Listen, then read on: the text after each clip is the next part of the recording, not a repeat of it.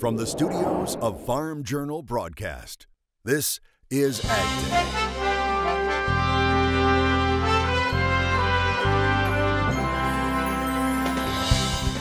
Coming up on Ag Day, 'tis the season for those card company movies. Why they reel us in every time in Farm Sense. Romaine lettuce growers start to recover after an E. coli outbreak. And so we're starting to see products showing up on shelves again. And why some traders are staying optimistic on trade with China. Ag Day, brought to you by the Chevy Silverado, the most dependable, longest-lasting full-size pickups on the road. Good morning, I'm Clinton Griffiths. Optimism is growing in the trade truce with China. Our sources at Pro Farmer reporting trade chatter continues to focus on China buying about 5 million metric tons of soybeans. They report most of the buying will come from state-run companies to refill depleted government reserves. But China shouldn't always be the focal point. According to our experts, the U.S. Soybean Export Council reporting last week, net sales for soybeans were 890,000 metric tons. That's up 42% from the previous week and nearly 85% higher than the previous 4-week average. The biggest increases, they are reported from Argentina and Indonesia. Analysts say that while they're watching for concrete evidence China is back in the market, these sales may be an indication it's already having an impact. We're getting some non-normal buyers taking advantage of the discount that we have. And I think they're buying because they want to hurry up and buy before China starts to buy, because once they do, this discount will be gone in a heartbeat. Their buyers actually came here the weekend of G20 last weekend. They haven't left. So I think they're, having dinners with people and trying to cultivate some new relationships and things like that. The rumor is that they're going to probably have some purchases made by Monday, but for sure by next Friday. President Trump continuing to remain optimistic about the U.S.-China trade truce, tweeting out on Friday, quote, "China talks are going very well," end quote. But some investors are concerned following the arrest of the chief financial officer of Huawei Technologies. She was arrested last weekend in Canada, Canadian police acting on a request from the U.S. government. She faces extradition to the U.S. on charges of trying to evade U.S. sanctions on Iran. A stock analyst says that has heightened skepticism about said trade truce. Well, I think the arrest came at a very sensitive time, just right after presidency and U.S. President Donald Trump met at G20 meeting, just right after. So it gives some kind of impression to the market that the 90 days of the Chinese and the U.S. Between the trade war will not actually improve the situation. White House economic advisor Larry Kudlow telling CNBC he doesn't see this recent controversy spilling over into the trade talks between the two countries. A new market for U.S. beef. U.S. Trade Representative Robert Lighthizer and U.S. Secretary of Agriculture Sonny Perdue announcing Morocco will start importing U.S. beef. Lighthizer saying, quote, "President Trump continues to prioritize the opening of new markets for U.S. agricultural products. New access to the Moroccan market for beef and beef products is an important step in ensuring that American farmers and ranchers can continue to expand their exports of U.S. agricultural products." Now, last year, the U.S. was the world's third largest beef exporter. Global sales of beef and beef products were valued at $7.3 billion. And as of last month, U.S. exports of agricultural products to Morocco, well, they exceeded $512 million. Initial estimates indicate Morocco would be an $80 million market for U.S. beef. You may be wondering about this, the second round of USDA's trade aid payments. Where are they and how much will they be? Well, our partners over at Farm Journal say the payments are still under negotiation. USDA had originally intended to release the information last week, but the agency wanted to assess the potential impact of the U.S. and China trade truce, following news about China Ag Secretary Sonny Perdue telling farmers that payments would still be happening. Now, what about the Farm Bill? Our Washington reporter Jim Wiesmeyer says expect the deal to be formally filed today, and that means we'll finally be able to see what's in it. Votes could then be scheduled for later in the week. The FDA is suggesting no one single farm, processor, or distributor was involved with an E. coli outbreak in romaine lettuce. The administration saying investigators inspecting California's lettuce facilities and farms have yet to find an E. coli sample in its testing. The CDC is in the process of testing water samples. They did reopen the market to these other regions. And so we're starting to see product showing up on shelves again. My impression, and I don't have any numbers to back it up, was that it was easiest and quickest to do where you've got a bagged product because they've already got to put certain information on the bag or on the label. We talked with a romaine lettuce grower in Modesto, California, who has a cooling and packing house for the farm's lettuce. He showed us 2 of the safety labels he's already using. These are the 2 labels that we place on the container. This is a standard PTI label with the commodity name, the barcode, GS1 information, pack date, producer name. This is a new FDA label with the growing region and with a harvested after date. Rado says he's planning on decreasing his romaine lettuce acres next year. Never a dull moment on the ranch, as meteorologist Mike Hoffman shows us in today's Crop Comments. Mike. Thanks, Clinton, especially when it comes to longhorn cattle, apparently. Check out this video shared with us by Krista Simmons in Oklahoma. She said, "Who needs a pitchfork to scatter hay when you have horns?" Definitely an interesting way of getting help on the farm. And taking a look at the drought monitor real quick, obviously that's not really an issue anymore east of the Continental Divide, but still the Four Corner region, Oregon, Southern California, still pretty dry in those areas. I'll have more on your forecast coming up, but first here are some hometown temps. Plan for the unexpected with weather forecast updates. Local forecasts are delivered right to your cell phone each morning, making planning a little bit easier. Just text Weather 6 to 31313 to get started.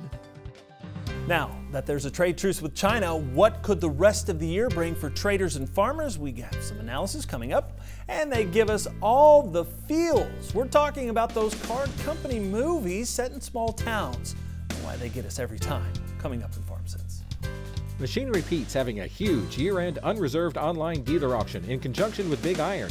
Items are open for bidding now and close December 27th. Go to machinerypete.com/auction.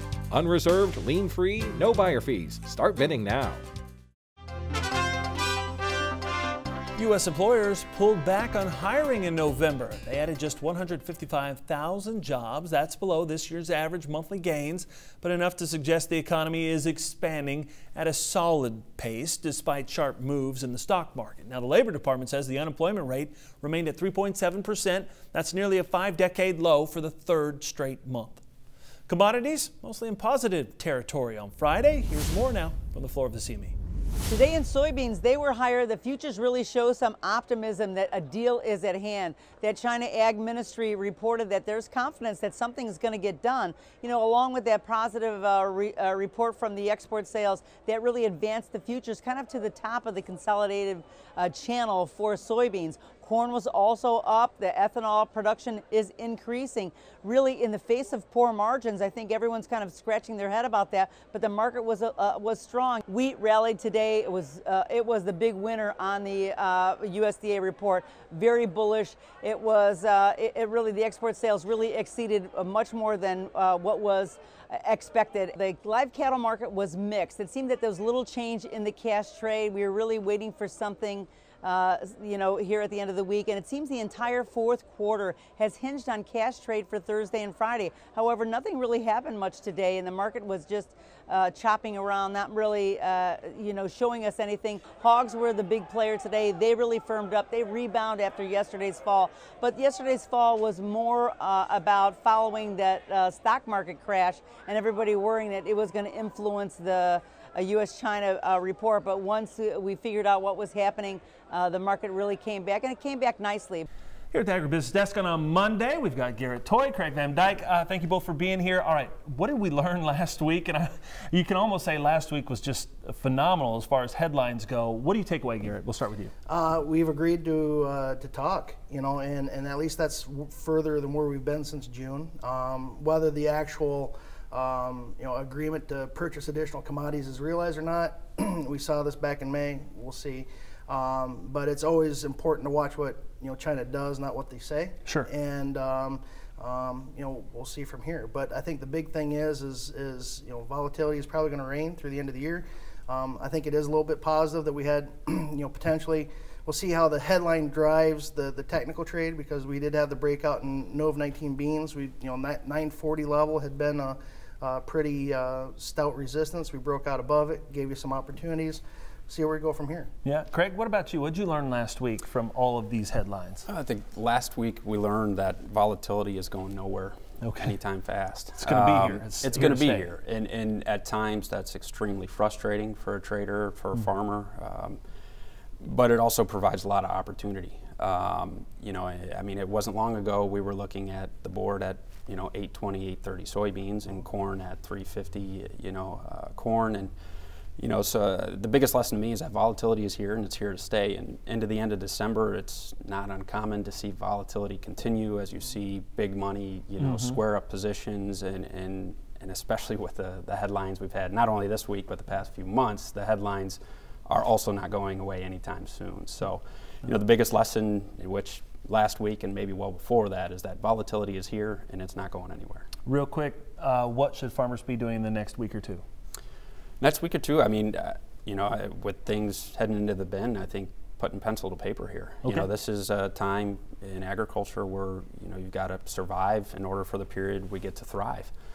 So it's a difficult environment right now, but if you're putting stuff in the bin, if you're making marketing moves, a guy has got to be putting pencil to paper as to what exactly they should be looking for as the new year rolls in. Yep. Garrett, real quick, last line, what are we watching for? You know, we had July corn reach 390 this week. You know, for the last 5 years, it's very rare to see July corn trade above 390 that much. Only 1 year that we've had it.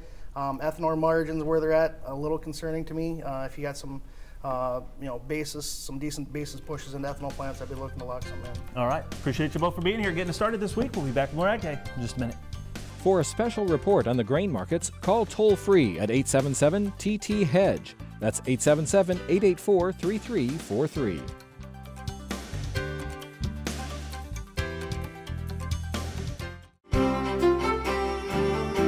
Welcome back to AgDay. Meteorologist Mike Hoffman looking at the jet stream as we start a week. And Mike, we've been in a pattern, a pretty cold pattern since November. Any chance of that changing? Yeah, well, it's changing as we head into this week. It really apparently looks that way as the Arctic air kind of gets cut off. For the past 7 or 8 weeks, we've seen a big trough in the east and a ridge in the west, and you still kind of see hints at that here. But as we head through this week, we are going to see that trough kind of move offshore. Basically, when you look at it, there's lots of waves, but it all goes from west to east. Now, that really cuts off the Arctic air, at least temporarily here, for a week, maybe 2 weeks. And then I think we do go back to that cold winter pattern. This trough right here, though, is going to be coming out of the Four Corner region for the middle of the week, and that's going to be a big wet storm system as it basically bowling balls its way off to the east. This will be producing a lot of rain in the eastern portions of the country as we head through the end of this week.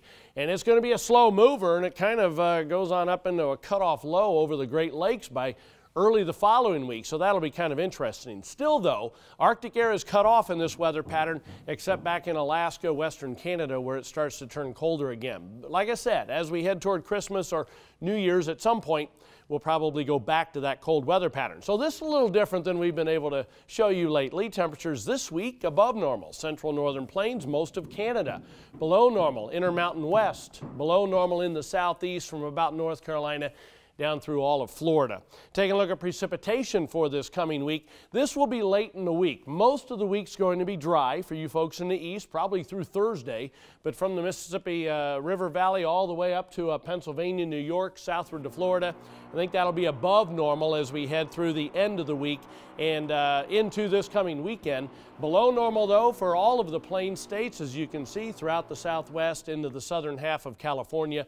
Above normal also in the Pacific Northwest as a couple of systems come in there throughout this coming week. 30-day outlook for temperatures then below normal. I'm going back to below normal because I do think even after 1 or 2 weeks here, we will go below normal, but it'll probably average out just barely below normal in the northern and central plains. Below normal for the entire East Coast, Gulf Coast, back to Texas. Above normal then for the West Coast, and you can see parts of Canada. Precipitation over the next 30 days will go below normal for most of the northern and central Rockies, northern portions of the plains, and then above normal for California, southwest Nevada, through much of Texas except the Panhandle, and then basically from the Tennessee River Valley southward near normal for much of the Midwest. That's a look across the country. Now let's take a look at some local forecasts. First of all, we'll head out to Tucumcari, New Mexico, a mixture of sunshine and clouds, high 54 degrees. Fort Wayne, Indiana, lots of sunshine and beautiful, high of 38. And finally, Scranton, Pennsylvania, partly sunny, rather cold, afternoon high around 34.